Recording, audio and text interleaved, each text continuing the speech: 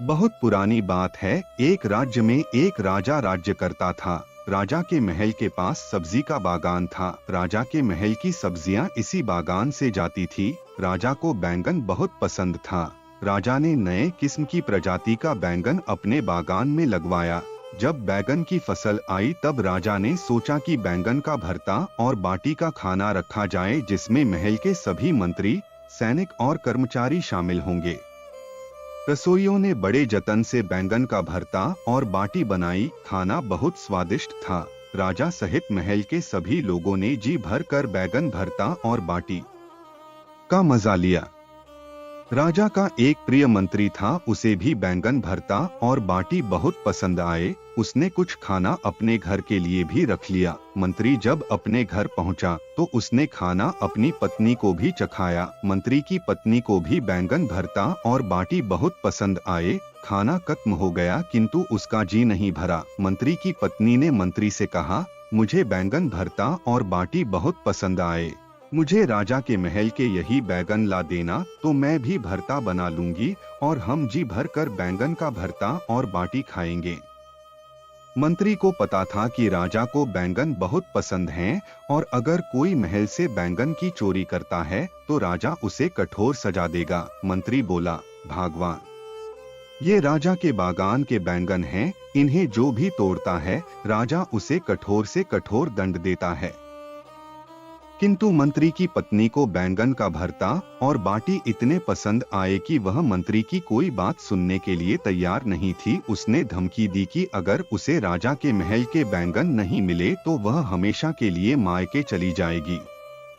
मंत्री को अपनी पत्नी के क्रोध के आगे राजा का क्रोध सहना ज्यादा आसान लगा। मंत्री ने तय कर लिया कि वह राजा का दंड सह लेगा किंतु पत्नी को राजा के बागान से बैंगन लाकर देगा। दूसरे दिन सुबह होते ही मंत्री राजा के महल पहुंचा और बागान का मुआयना करने। मौका पाते ही मंत्री ने कुछ बैंगन तोड़ कर रख लिए और घर आकर पत्नी को दे दिए। मंत्री की पत्नी बहुत खुश हुई और शाम होते ही उसने बैंगन का भरता और बाटी बनाई। बैंगन का भरता बहुत ही स्वादिष्ट था। दोनों ने जी भरकर खाना खाया। मंत्री की पत्नी बोली, हमने तो खाना खा लिया किंतु हमारा बेटा छत पर सो रहा और वह भी भूखा है। उसे भी स्वादिष्ट बैंगन का भरता और बाटी खिलते हैं। मंत्री बोला, अगर हमने अपने बेटे को बैंगन का भरता खिला दिया तो यह बात राजा तक पहुंच जाएगी, क्योंकि हमारा बेटा कभी झूठ नहीं बोलता और वह सब सच बतला देगा। मंत्री के बार बार माना करने पर भी उसकी पत्नी नहीं मानी। मजबूरन मंत्री अपने बेटे को जगाने छत पर गया और उसके चालाक दिमाग में एक युक्ति सूझी। मंत्री छत पर पानी ले गया और अपने बेटे के ऊपर पानी इस तरह से डाला मानो बरसात हो रही है। मंत्री ने अपने लड़के को जगाया और बोला, बेटा, बहुत तेज बारिश हो रही है, अंदर चलो। मंत्री अपने बेटे को लेकर नीचे चला गया और उसके कपड़े बदलकर बैंगन का भरता और बाटी खिलाई। खाना लकड़े को भी बहुत स्वादिष्ट लगा। दूसरे दिन राजा को यह बात पता लगी कि कोई उसके महल के बैंगन चोरी कर ले गया।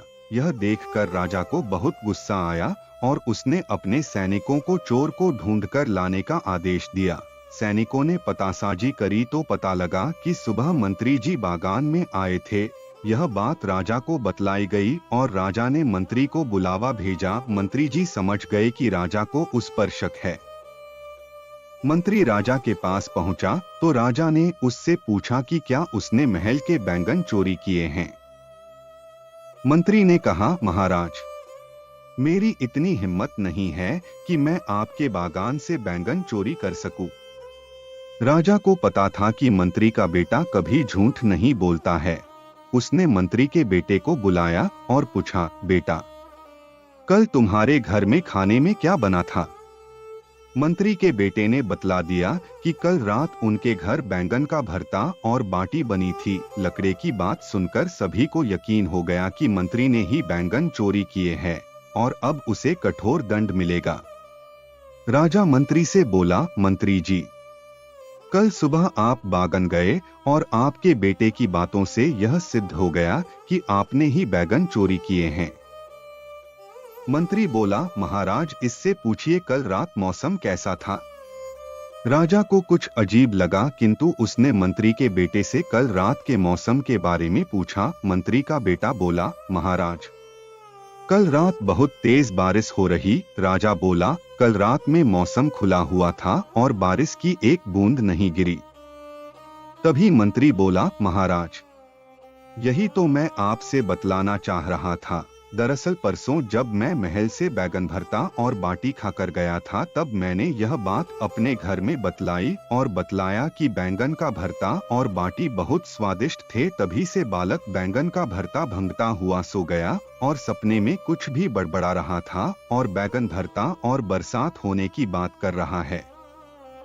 राजा ने यह जानते हुए कि मंत्री की बैंगन चोर है, मंत्री को छोड़ दिया और मंत्री की बुद्धिमानी का कायल हो गया। शिक्षा बुद्धि से बड़ी मुसीबत को टाला जा सकता है। ऐसी कहानियां पाने के लिए हमारे चैनल को सब्सक्राइब करें।